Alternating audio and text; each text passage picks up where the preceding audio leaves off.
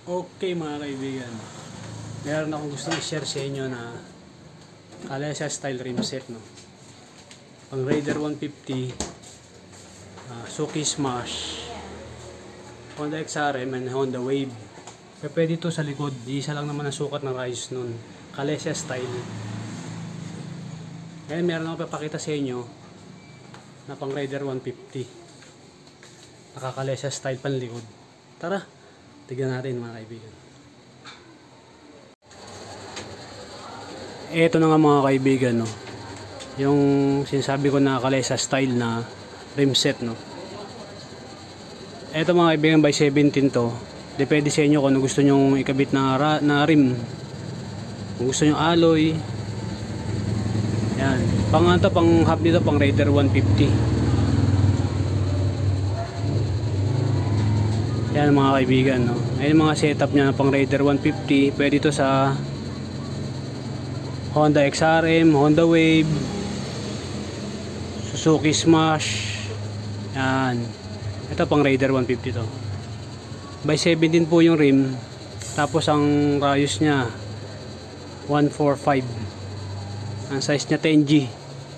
Yung 10G yung taba ng rayos. Yan. Yan, gusto maporma yan, ganyan.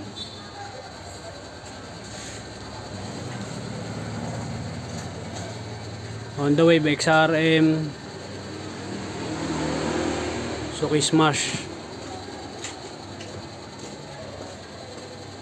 Raider 150 hub, Kalesa style, 17 rim, 145 size ng rayos, yung haba 145, 10G yung taba.